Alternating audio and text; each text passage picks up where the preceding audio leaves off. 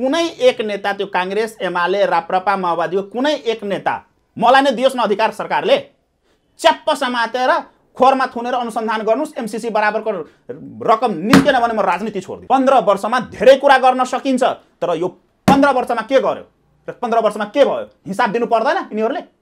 यिनीहरूले हिसाब दिनुपर्छ कि पर्दैन? को रिजन त प्रचण्ड आखिर नेपाली कम्युनिस्ट आन्दोलनका छेपारे, एक शब्द नेता होइनन्, छेपारे, नेपाली कम्युनिस्ट आन्दोलनका छेपारे। कुनै किसिमको निरङ्कुशतावादी पात्र, प्रवृत्ति, चरित्र, क्रियाकलाप कसैको पनि,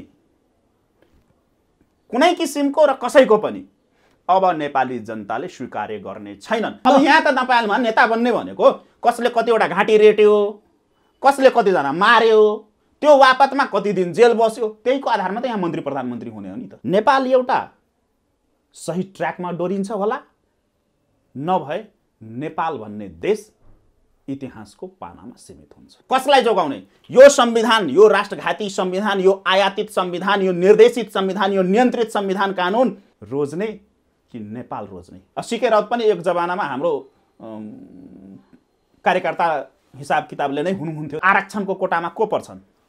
मधेसी कोटामा विनोद चौधरी पर्छन्। विनोद चौधरी कहिले मधेसी भए? विनोद चौधरी कहिले मधेसी भए? महाकाली बेच्दा पनि त कति अरब कति खर्ब रुपियाँ त आउँछ भनेको थियो नि त। नेपाली जनताको सबै सुनको महल हुन्छ, नेपालको सडकहरूमा कालो पत्र हुँदैन, सुनकै सडक बन्छ, नेपाली जनताले बल्ब बाल्दैनन्, हिराकै बल्ब बल्छ। हिरा त बल्छ नि त, बल्ब झुन्ड्याउनै पर्दैन, हिरा टक्क लगाइदिन अनि छर्लङ्ग रातमा पनि पुरै नेपालभरि त्यो पोलमा हिराको बल्ब लगाउने भनेर सपना त देखाइएको थियो नि। हो, एमसीसी पनि त्यही हो, बीआरआई पनि त्यही हो। यो देश नेपाली जनताद्वारा निर्देशित छ, यो देश नेपाली जनताको कन्ट्रोलमा छ। त्यही गोर्खामा जन्मेका पृथ्वीनारायण शाहले यो देश बनाइदिए र त्यही गोर्खामा जन्मेका अल्का बाबुराम भट्टराईले देश सकाइदिए। मैले तपाईलाई एउटा ज्याकेट किनिदिनुस् र 5000 रुपियाँ लिनुस् भनेर तपाईलाई मैले 5000 रुपियाँ दिएँ, तपाईले पैसा पनि थाप्नुभयो, अनि तपाईले मलाई त्यो ज्याकेट किनेर नल्याएपछि सुख पाउनुहुन्छ? यिनीहरूले खाइसकेका छन् पैसा खाएको मात्रै होइन नि, यो देश त 7 अर्ब रुपियाँमा, एमसीसी को बजेट कति त? जम्मा 7 अर्ब त हो नि। एमसीसी नाम गरेको प्रोजेक्टको नाममा 7 अर्ब रुपियाँ बुझेर यो देश नै तपाईको बेचिसकेको अवस्था छ नि त। त्यही भएर 55 अर्ब कहाँ छ त? हिसाब निकाल्नुस् न, त्यसमा त हाम्रै पैसा पनि छ नि त। र तपाईले 1 वर्षमा कति पाउनुहुन्छ? 1 वर्षको पैसा हालिदिन्छ अनि त्यसपछि भोलिको दिनमा त्यसमा पैसा थपेन भने तपाईँ के गर्न सक्नुहुन्छ अमेरिकाको? मैले तपाईलाई प्रश्न, तपाईँको माध्यमले आम जनतालाई हाम्रो पैसा उनीहरू लिन्छन्। सिम्पल कुरा हो। त्यो 55 अर्ब जुन भनेको छ त्यसको हिसाब निकाल्नुस् त, क्याल्कुलेट गर्नुस् त, 7 पोइन्ट समथिङ आउँछ। 8 अर्ब मानौँ न, 8 अर्बमा देश बेचे होइन, 8 अर्बमा 8 रुपियाँ सुरुको वर्षमा हालिदियो। यसरी बुझौँ के, सामान्य भाषामा, अब राजनीतिक भाषा प्रयोग नगरौँ, सबैले बुझ्ने भाषा प्रयोग गरौँ। 8 अर्ब रुपियाँ त्यसको हाराहारीमा आउँछ उसको वार्षिक बजेट। त्यसको दुईटा पाटो छ, दुई पाटोबाट म विश्लेषण गर्छु। 8 अर्ब रुपियाँ पहिलो वर्ष अमेरिकाले हालिदियो, ठिक छ, अनि अर्को वर्ष त्यो पैसा हालेन, अनि तपाईले के गर्नुहुन्छ? गर्नै सक्नुहुन्न। सहमति अनुसार त हाल्न पर्यो नि। पर्दैन, सहमतिमै लेखेको छ। अमेरिकाले जति बेला चाह्यो त्यति बेला त्यसको बजेट रोक्न सक्छ भने तपाईहरुले पढ्नु भएको छैन भन्छ नि त शेरबहादुर देव। अब हामीले आफ्नो घर घडेरी बेचेर यत्रो पढेको हामीले पढेका छैनौँ। होइन, एमसीसी पढ्नु भएको छैन। त्यही भन्दैछु। अनि जेलमा बसेर कपी छापेर ल्याएको सर्टिफिकेटबाट पढेका मान्छेहरू बढी जान्ने भएपछि त देशको अवस्था त यही हुन्छ नि त। भनेपछि अब यहाँ त नेपालमा नेता बन्ने भनेको कसले कतिवटा घाँटी रेट्यो, कसले कतिजना मार्यो, त्यो वापतमा कति दिन जेल बस्यो, त्यहीको आधारमा त यहाँ मन्त्री प्रधानमन्त्री हुने हो नि त। 45-46 पछि को नेताले देशको लागि योगदान गरेर मन्त्री प्रधानमन्त्री पड्काए त? यहाँ मन्त्री प्रधानमन्त्री पड्काउनेहरूको ब्याकग्राउन्ड हेर्नुस् न त। डेमोक्रेसीको लागि जेल बसे। डेमोक्रेसी तपाईँ र म जसरी बोल्न पाएका छौँ उनीहरूकै योगदानका कारण हो भन्छन् उनीहरू। कसरी बोल्न पाएको थिएन जनताले? राजाको पालामा कसले भन्यो यो कुरा? यही त बेवकुफी हो। यो पोलिटिकल स्ट्रिम भनाउने मिडियाहरूले को माध्यमबाट प्रचार गरिएको। कमसेकम तपाईहरू जस्ता, म तपाईले भन्न खोजे हैन, तपाईको माध्यमले सबैलाई भनौँ, तपाईहरू जस्ता राष्ट्रभक्तहरूले त कमसेकम कुरालाई नबङ्ग्याइदिनुस् न। म अब यसमा पनि क्लियर गर्छु, अब यसलाई टुङ्ग्याउ अनि त्यसलाई पनि कसले भन्यो कुरा? तथ्यमा हेरौँ न सरकारकै डाटामा। काङ्ग्रेसका नेता कम्युनिस्टका नेताहरू व्यापक बोलिरहेको हुन्छन् त हाम्रो कारणले टेलिभिजन खोले, हाम्रो कारणले आज सञ्चारको यत्रो विकास भयो र हाम्रा विरुद्ध बोल्न पाएका छौ भन्छन्। होइन, त्यही त विकास भएको हो नि त। स्विस ब्याङ्कमा अर्बौं खर्ब जम्मा गर्ने यो विकास भएको हो। नेताले डलर खाएर किडनी फेल गराउने यो विकास भएको हो।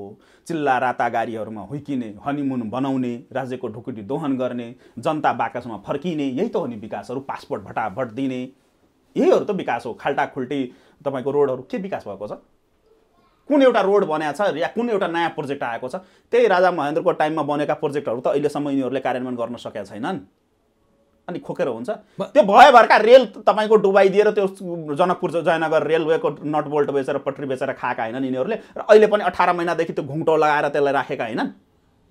होइन भनेपछि यी निकम्मा, तपाईँको भाषामा यी निकम्मा, भाषा मेरो भाषामा होइन, शब्द चयन भएन सुवेदी सर। होइन त्यही भन्नु पर्यो नि, अब निकम्मा त भन्नु पर्यो नि। मेरो भाषामा होइन, आम नेपाली नागरिकको भाषामा मैले नेपाली नागरिकहरूबाट व्यक्त भएका अभिव्यक्तिहरूको एउटा प्रतिनिधित्व मात्रै गर्दै। तर लगातार 30-31 वर्षदेखि त यिनी अनुमोदित भएर आइरहेछन् त। फेरि त्यही त मैले अघि नै भनेको थिएँ नि त। जनतालाई के बुझाइयो भने प्रजातन्त्र भनेको दल हो। हेर्नुहोस् त, के 45-46 भन्दा पहिला जनताले आफ्नो अभिमत व्यक्त गरेका थिएन? भोटिङ राइट्स थिएन? बोल्न पाइन्थेन र नि। के कसले भने बोल्न पाइयो? राजाको निरङ्कुश शासन। यही तपाईँको 2010 सालमा यही काठमाडौँको भद्रकालीमा सिंहदरबारको अगाडिमा सप्तरीका, जसलाई हामीले महामानव भन्ने गरेका छौँ, दुर्गानन्द झा, एकैछिन, सप्तरीवासी रघुनाथ ठाकुर मधेसीले यही भद्रकालीमा अनसन बसे होइनन्? राजाको विरुद्धमा सङ्घर्ष गरे होइनन्? रघुनाथ राय यादव रौथट कृषि क्रान्तिका महानायक भएको होइन? दुर्गानन्द झा लगायतकाले आवाज उठाएनन्?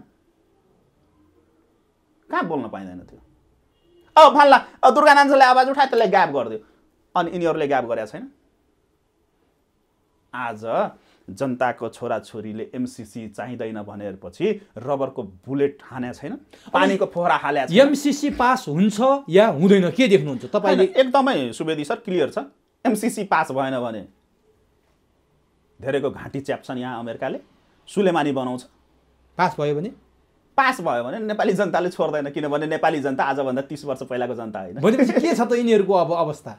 अब त्यही भएर त यो उपलब्धि गनाएर बसेका हुन्छन् यिनीहरू र भटभटाइरहेका हुन्छन्। हामीले यो दिउँ त्यो दिउँ भनेर जुन बडबडाइरहेका हुन्छ नि, जनतालाई रुमाल्नको लागि एउटा कार्डहरू फालिरहेका हुन्छ नि, हो जनतालाई आफ्नो पक्षमा पार्नको लागि। र विदेशीहरूले पनि अब के बुझे भने, अब यसलाई टुङ्ग्याउँ, के बुझे भने पहिला के बुझाइएको थियो भने विदेशी शक्तिहरूलाई, ये नेताहरू मात्रै यो देशका ठेकेदार हुन्, यिनीहरूलाई अलिकति दियो भने, अलिकति हड्डी फालिदियो भने हामी आफ्नो स्वार्थमा जे पनि गर्न सक्छौँ, नेपाली जनता त सबै भेडा हुन्, केही पनि होइन भनेर बुझाइएको थियो विदेशी शक्ति। अब विदेशी शक्तिले पनि बुझ्न थाले, होइन है नेपाली जनताको सोचन शक्ति र सोच्ने स्तर चाहिँ धेरै माथि उठिसक्यो। अब केही पोलिटिकल स्ट्रिमका मिडियाहरूलाई मात्रै म्यानेज गरेर हुँदो रहन्छ है। अब त्यहाँ त एन्ड्रोइड मोबाइल र अरू डिजिटल प्रविधिले विश्व स्तरको नभए पनि नेपाल स्तरको चाहिँ भइसक्यो है भनेर अब विभिन्न अन्तर्राष्ट्रिय शक्ति केन्द्रहरूले पनि बुझिसकेको अवस्था छ। त्यस कारणले अब यिनीहरूलाई के भएको छ भने यिनीहरू गलफास हो, एमसीसी गलफास हो। अब ठिक छ, अब के जान्न चाहन्छु भने नि, प्रचण्डको केही दिन अगाडिको महाधिवेशनमा उनले केही कुराहरू भने, अब म सच्चिन्छु, प्रचण्ड पद छोडेर गल्ती गरे, मनमनै विद्रोह भने, बाहिर संविधान भने, यो अवस्थाको माओवादी यो अवस्थामा आयो, माओवादीले धेरै गल्ती गर्यो, अब सुध्रिन्छ, सेना समायोजन गर्नु गल्ती थियो, यावत कुरामा हिजोको जनयुद्धलाई विसर्जन गर्नु मेरो गल्ती थियो, अब म सच्चिन्छु, झुपडीमा बस्छु, फेरि माओवादीलाई 1 नम्बर बनाउँछु भनेर प्रचण्ड अगाडि बढेका छन्। के त्यो सम्भावना छ? अहिले तपाईँ हामीले जति कुराहरू, जति कमी कमजोरीहरू केलायौँ नि, प्रचण्ड सच्चे भने ती कमी कमजोरी सच्चेर यही व्यवस्था फेरि अगाडि बढ्ने सम्भावना छ कि छैन? यो अचम्मको प्रश्न लाग्यो। सबभन्दा पहिला हाम्रो हाँसो पनि उठ्यो कि अब हुन त यहाँको प्रश्न होइन, जनताले उठाएको प्रश्न हो होइन, तर यहाँलाई आफै पनि थाहा छ यो प्रश्नको उत्तर। अब हेर्नुहोस्, मान्छेले सोच्ला यो डाक्टर किन हाँसिरहेछ भनेर। मलाई अचम्म किन लाग्यो भने त्यो दस्तावेज र त्यसको स्टेटमेन्टहरू मैले पनि हेरेको थिएँ र मैले पुष्पकमल दाहाललाई छेपारे भन्ने गरेको छु के त्यो भनेको के हो भने र पुष्पकमल दाहाल प्रधानमन्त्री हुँदै गर्दाखेरि मैले एउटा प्रधानमन्त्री कार्यालयलाई एउटा लामो पत्र लेखेको थिएँ हैन। त्यसमा मैले लिजार्ड क्यारेक्टर भनेर उनलाई नै लेखेर उनलाईकै हातमा दिएको थिएँ कि मैले प्रधानमन्त्री हुँदाखेरि। अनि भन्दै गर्दाखेरि यसको के हो भने उसले त्यो दस्तावेज र त्यो भाषणको माध्यममा एक तीर दुई निशाना भन्छ नि त्यो हान्न खोजे। एक थरी उसको जनतालाई धम्काएको हो। त्यो अस्ति संविधान सभा 1 को पालामा भन्दै नि 10,000 रुपियाँ दे या त एउटा भोट दे, किनभने हार्यो भने फेरि जङ्गल पस्छौँ, जित्यो भने संविधान बनाउँछौँ भनेर हो। त्यही घुर्की फेरि लगाउन खोजे उनले। एउटा त्यहाँबाट केही पाइनेवाला छैन, त्यहाँबाट त केही पाइनेवाला छैन, किनभने लखेट्छन् जनताले, जुत्ता पनि त खाएका हुन् नि त। त्यही पुष्पकमल दाहाललाई पनि त नेपाली जनताले जुत्तैले हाने हो नि त। एउटा तीर यो, एउटा तीर त्यो छ, एउटा उसले फेरि त्यो पुरानो फ्ल्यासब्याक देखाउन खोज्या हुन्। अब अर्को कुरा, अब त्यो दस्तावेजमा अमेरिकालाई साम्राज्यवादी भनेर गाली गर्ने अनि आफूलाई सो अध्यक्ष घोषणा गरेको 2-4 घण्टा नबित्दै अमेरिकन एम्बेसीबाट लालमोहर लागेर आउने पनि अवस्था हामीले देख्यौँ। लालमोहर लागिसक्यो, त्यहाँ विज्ञप्ति नै जारी गर्यो नि त। अमेरिकन राजदूतले त विज्ञप्ति जारी गरेर बधाई दियो हैन। अनि अमेरिकालाई पुष्पकमल दाहालले साम्राज्यवादी भनेर गाली गर्ने अनि त्यही अमेरिकाले उसलाई समर्थन पनि गर्ने भनेपछि पहिला भारत विरुद्ध सुरुङ युद्ध गर्छु भन्ने, भारतमै बसेर गर्ने भने जस्तो भयो क्या हो। एकदमै त्यही हो, त्यतिर जाँदै थिएँ म, त्यही केलाउँदै थिएँ कि त्यही भएर मलाई हाँसो उठ्यो कि पुष्पकमल दाहालको यो स्टेटमेन्टमा र यो गतिविधिमा। अब त्यही हेरौँ न, अब जसलाई साम्राज्यवादी भनेर गाली गरिरहेछ उसैले उसलाई समर्थन गरिरहेको छ भने त्यसको भित्री रहस्य त खेल त केही रहेछ नि। जसरी कि नेपाली सेनालाई अमेरिकन सेना भन्ने त्यो रुक्माङ्गद कटवाललाई होइन, त्यो माओवादीको त्यो विध्वंसात्मक गतिविधि चलिरहेको बेलामा जसलाई यिनीहरूले जनयुद्ध भने, मैले जसलाई मनयुद्ध र धनयुद्ध भन्ने गरेको छु हैन। त्यो मनयुद्ध 12 वर्षे मनयुद्ध र धनयुद्ध पुष्पकमल दाहाल र बाबुराम भट्टराईको पागलपनको फ्युजन, पुष्पकमल दाहाल बाबुरामको पागलपनको फ्युजनबाट निस्केको तथाकथित जनयुद्ध जसलाई मैले मनयुद्ध र धनयुद्ध भन्ने गरेको छु। त्यति बेला तिनीहरूको त्यो लिफलेटहरूमा र त्यो डोके एफएमहरूबाट के प्रसारण हुन्थ्यो, नेपाली सेनालाई अमेरिकन सेना भन्थे। हामी पनि कन्फ्युज हुन्थ्यो, यो अमेरिकन सेना कहिले आयो नेपालमा भन्दाखेरि त उसले नेपाली सेनाले पो अमेरिकन सेना भने रहेछ, पछिबाट बुझियो। त्यस्तै अमेरिकी साम्राज्यवाद विरुद्धको खुनी सङ्घर्ष लाल सलाम भनेर ठोक्थ्यो। भारतीय विस्तारवाद विरुद्धको खुनी सङ्घर्ष पछिबाट, त्यो त पछिबाट म सिलसिलेवार तरिकाले भन्न खोजेँ कि। अनि त्यति भूमिगत अवस्थामा के भन्थ्यो भने भारतीय विस्तारवाद विरुद्धको खुनी सङ्घर्ष लाल सलाम सबै एक हौँ भनेर भन्थे। पछिबाट वार्तामा आएपछि सुरुङ युद्ध भने, भारतीय राष्ट्रिय झन्डामा बुट हालेको रगतको तस्बिर बनाएको पनि पोस्टर पम्पलेटहरू बाँडे। पछिबाट त त्यो थाहा भयो के नेपाली जनताले के थाहा पायो, त्यही भारतले हतियार पनि दिएको रहेछ, त्यही भारतले ट्रेनिङ पनि दिएको रहेछ, त्यही भारतले ज्वाइँ बनाएर नोइडा लगायत लखनऊ पटना लगायतमा सेल्टर पनि दिएको रहेछ हैन। त्यही भारतीय सेनाको हेलिकप्टरमा फन्ती नेपाल पनि घुमेका रहेछन् भूमिगत अवस्थामा भनेर त्यो आरोप लगाउने विषय होइन। भारतकै त्यति बेलाका सेना र सुरक्षा निकायका उच्च पदस्थहरूले सार्वजनिक रूपमा यो सबै खोलिदिए, त्यो पनि हामीले देख्यौँ। भनेपछि एउटा पाटो यो हो। अर्को पाटो, अब 20 लाखको 25 लाखको घडी लगाउने, सुनको कचौरामा खाना खाने, 50 लाख 1 करोडको पलङमा सुत्ने हैन, 10 लाखको डाइनिङ टेबलमा बस्ने, एउटै कोठामा 4-4 वटा एसी लगाउने, हिटर पनि तलबाट जोड्ने, माथिबाट एसी पनि लगाउने हैन, 5 करोड 7 करोडको गाडीमा हुइकिने, अगाडि पछाडि अगुवा पछुवा फोर्सहरू लिएर घुम्ने मान्छेले झुपडीमा गएर खाना खान्छु भन्नु, त्यो फेसबुकमा फोटो हाले जस्तो त्यो अधिवेशनको फोटो हालेर अब प्रचण्ड सुध्रे भनेर त्यसका झोलेहरूले त्यो फेसबुकमा लेखे जस्तो बाहेक म त के अब आम नेपाली जनताले पत्याउने अवस्था छैन। रह्यो कुरा अब अर्को सुध्रिने र नसुध्रिने। प्रचण्डको सुध्रिने र बिग्रिने दुईटैको परिणाम के हुन्छ नेपालमा त्यो पनि नेपाली जनताले देखिसके। त्यसकै स्टेटमेन्टमा टेक्ने हो भने हैन, मतपत्र च्यातेर छोरी बनाउने यो सुध्रिएको प्रचण्ड हैन, लाइटली भएर चुनाव हैन, अनि त्यसपछि लाइटली भएर चुनाव जिताउने, त्यसपछि बुहारीलाई मन्त्री बनाउने अनि आफू पनि बा बन्ने, त्यही हो सुध्रिएको प्रचण्ड। भनेपछि अब यस्ता कुरा को रहेछन् त प्रचण्ड? आखिर नेपाली कम्युनिस्ट आन्दोलनका छेपारे, एक शब्द नेता होइनन्, छेपारे नेपाली कम्युनिस्ट आन्दोलनका छेपारे। ल ठिक छ। अब तपाईँको मधेसबाट नै तपाईँ चाहिँ त्यही पृष्ठभूमिबाट आउनु भएको राष्ट्रिय नागरिक आन्दोलन गर्दै हुनुहुन्छ। त्यही मधेसमै डाक्टर सीके रावतले पनि एउटा आन्दोलन छिर्नु भएको छ। उहाँले किसानहरूको विद्रोह गराउनु भएको छ, प्रहरीले गोली चलायो, डिएसपीलाई उहाँले एसपीलाई सार्वजनिक सडकमा आऊ भनेर च्यालेन्ज दिनुभएको छ। अब इन्जिनियरलाई नाङ्गै बनाएर कालो मोसो पनि लाउनु भयो, सडक अवरुद्ध गर्नुभयो। त्यो आन्दोलनमा तपाईँको के छ धारणा?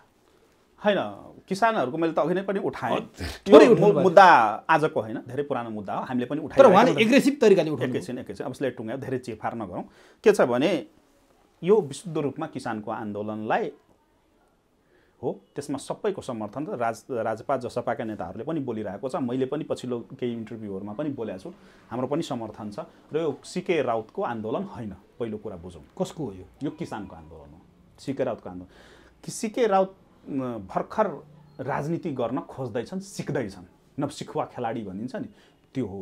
अब उसले के देख्दैछ भने जसरी राजपा, फोरम, जसपा यताउति जन्मे नि मधेसमा भन्दै गर्दाखेरि चुनावको मुखमा आएर चर्को नारा दिने अनि 2-4 जनालाई शहीद बनाउने अनि त्यसको सेन्टिमेन्टलाई क्यास गरेर त्यसलाई भोटमा परिणत गर्ने जुन एउटा परिपाटी यो 30-32 वर्षमा देखियो नि नेपालमा।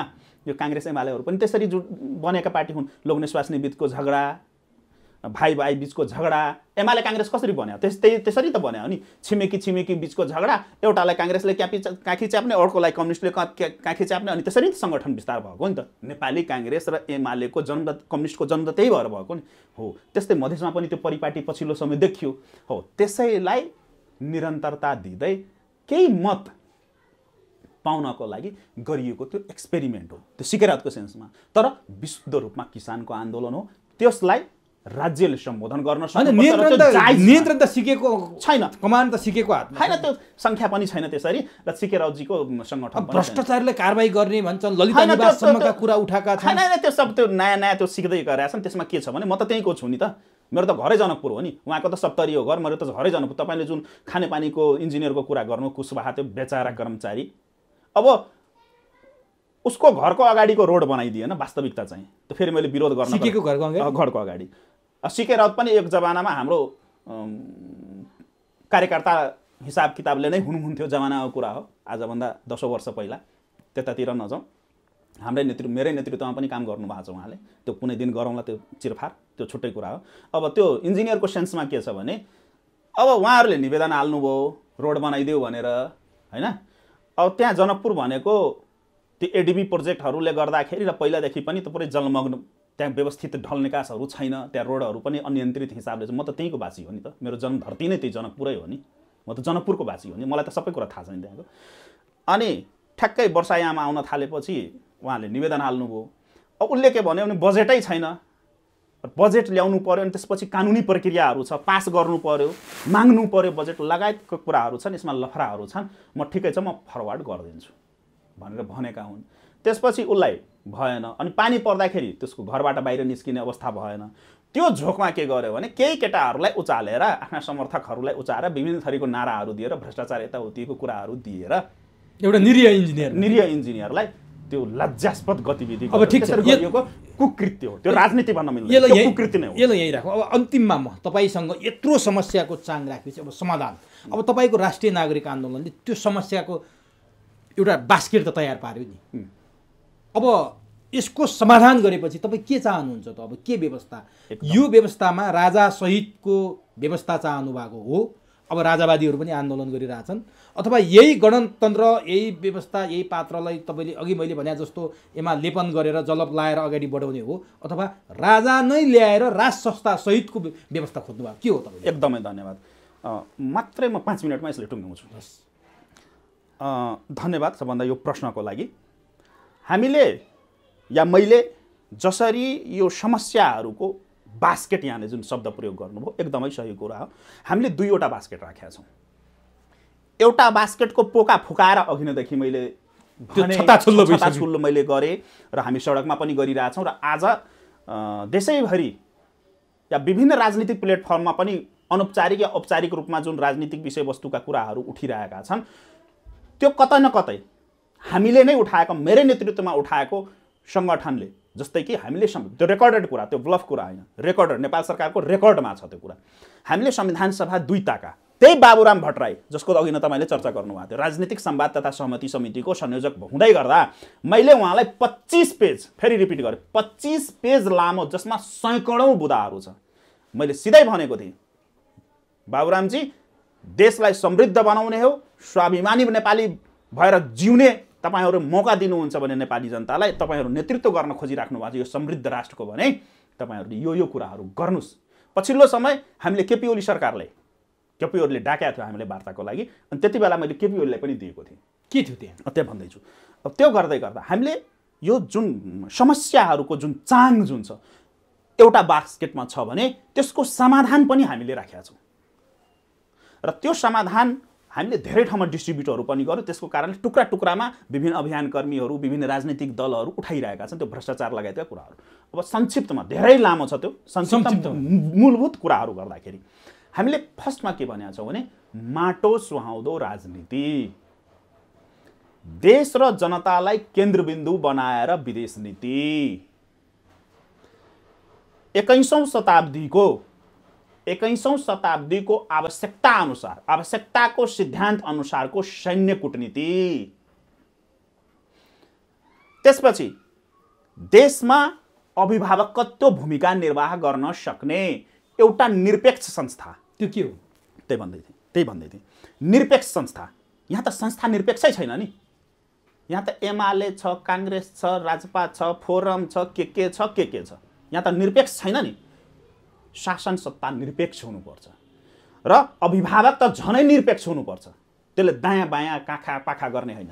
त्यो गर्दाखेरि र एउटा इतिहास, परम्परा, पौरख गाथा लगायतका योगदान सबैलाई केलाउँदाखेरि के देखिन्छ भने यो नेपालको निर्माता, हामी नेपाली हौँ भनेर गर्वका साथ हामीले जुन भनिरह हुन्छौँ आफूलाई नेपाली, त्यो वीरता, त्यो पौरख हामीलाई दिलाउने भनेको शाहवंश, पृथ्वीनारायण शाहका वंशज र त्यो पृथ्वीनारायण शाहका वंशज भनेको अहिलेको राजा ज्ञानेन्द्र हैन। अनि हामीले के भनेका छौँ, विशुद्ध रूपमा राजनीतिभन्दा धेरै माथि उठेका निरपेक्ष संस्थाको रूपमा राज संस्था राखौँ, जसले राजनीति गर्ने होइन, राजनीति नेपालीकै छोराछोरीले गर्ने हो, अभिभावक गार्जियनसिपको रूपमा राखौँ। जुन देशमा 90 छ र यही संविधानमा जनमत सङ्कलन गर्दाखेरि जुन पोको बुझाइएको थियो, जसलाई यिनीहरूले फोहोरको थुप्रोमा फाले, पोको नै खोलिएन, त्यहाँ पनि देखिएको छ। त्यो जनमत सङ्कलनमा पनि तपाईँको 90% जनमत आएको छ हिन्दू राष्ट्रको सन्दर्भमा, वैदिक सनातन हिन्दू राष्ट्र नेपाल हुनुपर्छ भनेर हैन। किनभने त त्यो जनमत सङ्कलनको बेलामा त हामी सक्रिय थियौँ, हामीलाई थाहा छ त्यहाँ कसले के लेखेका छन् भनेर, राम्रोसित थाहा छ, किनभने त फिल्डमा थियौँ नि त हामी त फिल्डमा थियौँ नि त्यहाँ त हामीले आफ्नै आँखाले देखेको हो, हामीले नै भडेको हो त्यो कारणले गर्दाखेरि। र यो देशको संस्कृति, परम्परा, इतिहासलाई तपाईँले कुनै पनि देशको मौलिकता त हुन्छ नि, मौलिकतालाई सिद्ध्याएर कहीँ पनि पुगिन्छ त हो। यो मौलिकतालाई संरक्षण र प्रवर्धन गर्नको लागि नेपाललाई वैदिक सनातन हिन्दू राष्ट्र घोषणा गरौँ, जसलाई अहिले क्रिस्चियन राष्ट्र नेपाल घोषणा गरिएको छ। यसलाई ब्याक गरौँ। अहिले त नेपाल क्रिस्चियन राष्ट्र हो नि त, अहिले जुन नेपाललाई क्रिस्चियन राष्ट्र बनाइएको छ यसलाई पुनः वैदिक सनातन हिन्दू राष्ट्र राखौँ, राजा सहितको, जसलाई एक शब्दमा भन्दाखेरि राज संस्था सहितको हिन्दू राष्ट्र भनेको हिन्दू अधिराज्य लेखौँ। अब प्रत्यक्ष कार्यकारिणी अधिकार सहितको त्यो पनि कम्तीमा पनि 51% मत ल्याउनै पर्ने सरकार प्रमुख बनाऊ। 90 देखि 105 सदस्य संसद राखौँ। पूर्ण समानुपातिक निर्वाचन प्रणाली बनाऊ, किनभने यो भ्रष्टाचार व्यतिथिहरूको मूल जडो नै तपाईँको राजनीतिक प्रणाली हो। यसलाई व्यापक रूपमा सुधार गर्नु, यसको धेरै म्यानिफेस्टोहरू हामीले तयार गरेका छौँ, त्यो छ। त्यसपछि 2007 सालदेखि 46 होइन, फेरि रिपिट गरेँ, 2007 सालदेखि, किनभने नेपालको भौगोलिक एकीकरण पृथ्वीनारायण शाहको अगुवाईमा जसरी भएको छ त्यसरी नै नेपालको कानुनी एकीकरण भनेको 2007 सालमा भएको हो। नभए त तराईका मान्छेलाई काठमाडौँ आउनको लागि यही अम्लेखगञ्जमा भिसा लगाउनु पर्थ्यो 2007 सालसम्म। हाम्रै घरमा पनि प्रमाण छ, मेरै घरमा मेरै हजुरबुवा आउँदाखेरि भिसा लागेको थियो अम्लेखगञ्जमा भन्दाखेरि कानुनी एकीकरण 2007 सालमा भएको छ भने यो नेपालको 2007 सालदेखि हालसम्मको जति पनि उच्च ओहदाहरूमा पुगे, राजनीतिक कर्मी होस्, ब्युरोक्रेट्स होस्, जोसुकै होस्, सबैको सम्पत्ति छानबिन गरौँ। यो सम्पत्ति छानबिन गर्दाखेरि कम्तीमा पनि 20 वर्षलाई पुग्ने बजेट निस्किन्छ। संक्षिप्तमा यी समस्या समाधान गर्ने त्यति मात्र होइन, साधारण कुरा हो। आजको डेटमा सुवेदी सर कुनै एक नेता, त्यो काङ्ग्रेस, एमाले, राप्रपा, माओवादीको कुनै एक नेता मलाई नै दियोस् न अधिकार, सरकारले च्याप्प समातेर खोरमा थुनेर अनुसन्धान गर्नुस्, एमसीसी बराबरको रकम निस्केन भने म राजनीति छोडिदिन्छु भनेपछि यी चाहिँ तपाईका समस्या समाधान गर्ने बास्केट हो। यी लगायतका कुराहरू छन्। संघीयता भनेको विकासको एकाइ हो नि त, विकासको एकाइ हो नि त संघीयता। जनतालाई अधिकार दिउँ न त, वार्डमा पुर्याउन अधिकार, वार्डमा दिउँ न त अधिकार। यसकारण समस्या भइरहेछ जुन तपाईले अहिले उठाउनु भएको। नेता पाल्नको लागि किन चाहियो संघीयता? कार्यकर्ता पाल्नको लागि किन चाहियो संघीयता?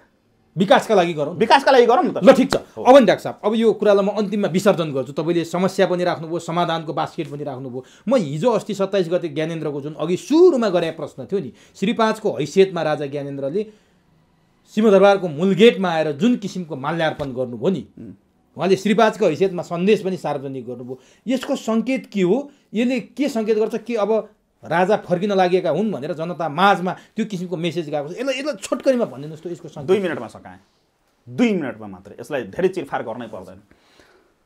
राजा कहिले पनि पूर्व हुँदैन। यहाँसँगैको बसाइमा मैले लामो विश्लेषण गरेको छु। राजा अहिले पनि राजै हुन्। राजा बसाइ सराई मात्रै गरेका हुन्।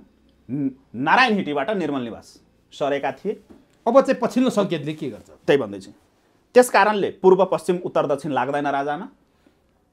र पृथ्वीनारायण शाहका वंशजका नाताले र यो देशका निर्माता र उहाँको वंशज पनि भएको नाताले उहाँले सम्झिनै पर्थ्यो। हामीले पनि पटक पटक अनुरोध गरेको, मैले स्वयं पनि महाराज सरकारसँगको भेटघाटमा पटक पटक मैले कुरा उठाएको छु, जसलाई यसपालि निर्मल निवासले कार्यान्वयनमा ल्यायो। त्यो एकदमै भनौँ न, धन्यवाद भनौँ, आभार भनौँ, शब्दहरू प्रयोग गर्दा हुन्छ, त्यो गर्नुभयो। एउटा सङ्केत त्यो छ, त्यो नर्मल सङ्केत हो। अब अर्को, अब राजनीतिक शब्द यहाँले राजनीति मर्निङ सो द डे भन्छन् हो। अब राजनीति दृष्टिकोणबाट हेर्दाखेरि एक लाइनमा नेपालको वर्तमान